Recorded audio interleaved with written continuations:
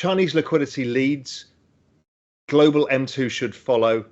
And as we start getting through the liquidity cycle, liquidity is one of the key drivers of crypto.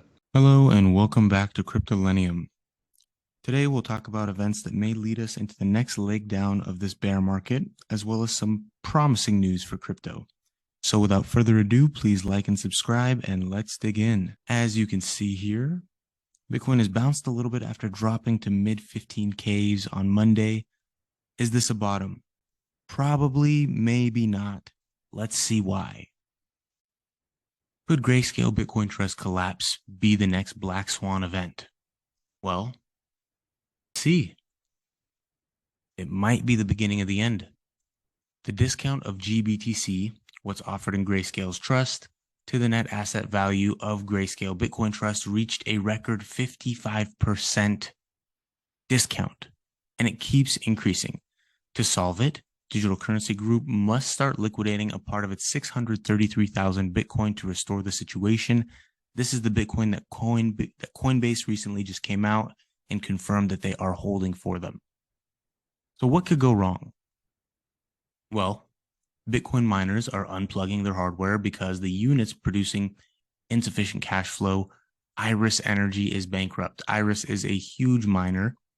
This is what happens when we spend time below the Bitcoin electrical cost and it no longer makes sense for many to run their mining rigs. So, a filing by the U.S. firm to the U.S. Securities Exchange Commission on November 21st, yesterday, revealed that it has unplugged its hardware, Iris, used as collateral in a $107 million loan as of the 18th of November. The units produce insufficient cash flow to service their respective debt financing obligations, the firm noted. In addition, another top crypto miner has warned there are substantial doubts of its ability to continue operating over the next 12 months, saying its cash reserves may dry up before the end of the year. Well, Core Scientific is in substantial doubt of continuing without more cash.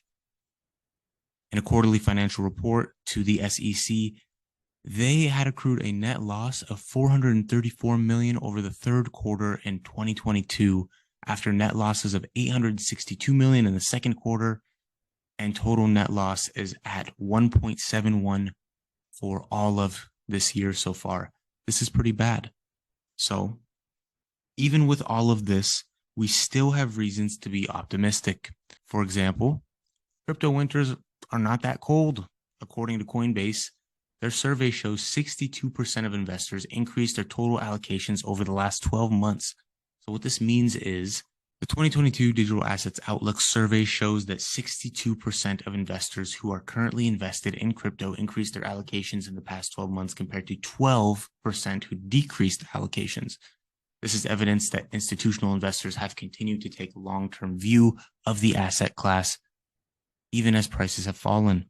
The exchange said, looking ahead, 58% of investors expect to increase their allocations over the next 3 years. Not too bad.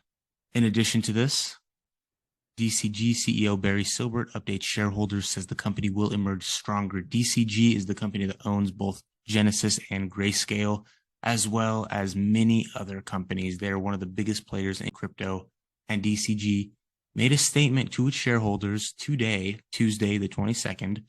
DCG will continue to be a leading builder of the industry, and we are committed to our long-term mission of accelerating the development of a better financial system. He wrote in a note to clients obtained by the block, we have weathered previous crypto winters, and while this may feel more severe, collectively we will come out stronger. Strong words for somebody who is dealing with a potential bankruptcy in one of their subsidiaries. But a few hours after this statement, it was revealed that DCG's Foundry Digital is buying Compute North facilities amid possible Genesis bankruptcy. So if you don't know what this is, DCG's Foundry Digital is buying 2 cryptocurrency mining facilities and other assets from Compute North. It has an option to acquire a third facility that is under development. This is awesome. So I don't know if they just take the approach to where one company does not help another sister company, but it seems that some of their other arms still have liquidity and funding to make big moves in order to grow during this bear market. That's awesome. Hopefully Grayscale can pull itself through. Hopefully Genesis won't file for bankruptcy. And finally, take a look at what this Minnesota congressman said about crypto and DeFi. This has been Cryptollennium. Please like and subscribe, and we'll see you tomorrow. Now, Minnesota Congressman Tom Emmer. First of all, congratulations on your new role as Majority Whip.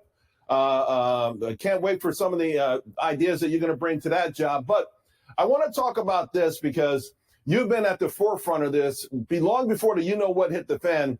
Let's start by playing a portion of a recording of a conversation that was recalled by CME President Terry Duffy. And it's got some shocking things in here about a conversation he had with Sam Bankman-Fried. Take a listen.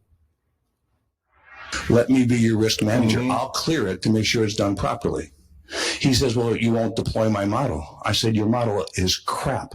Why would I deploy a model that's going to introduce risk to the system? He turned me down, flat out turned me down. And that's right away I said to him, I said, you know what, you're a fraud. You're an absolute fraud. I went to Congress. I've never seen a Washington, D.C. like I saw that time, from the regulators to the members of Congress, singing hymns that I never heard before. He said that you could lose 85 to 90% of your value overnight. And I said, he will not commit to keeping this just to crypto. I said, the reason is because he wants to deploy it across all asset classes. I said, that is a biblical disaster if you people allow this to happen. I guess the question, Congressman, is why did you people allow this to happen? Well, we did not. And Terry is a good friend. He does a great job at CME. He's one of the good guys in the marketplace. And it's interesting because we've had a good relationship for the last couple of years. You can ask Terry. My office has been heavily involved in this area, as you know, Charles, for more than just the last couple of years. We've been heavily involved since I came to Congress several years ago. Terry never said that directly to me, but I'll tell you what. Terry is one of the good guys, and when he goes to Sam Bankman-Fried and he offers him tens of millions in customer accounts in returns for managing his risk, and Sam Bankman-Fried turns him down, he's got the right to have the red flags go up. This literally is not just a failure of FTX, it's a failure of CFI, that's known as centralized finance. It is not a failure of crypto. This is a failure of, it's a failure of Sam Bankman-Fried. It's a failure of business ethics, and it's a failure of the government oversight and regulatory procedures. Yeah, and I wanted to bring that up because you've always been a champion of technology, the role that it's played in the prosperity of Americans.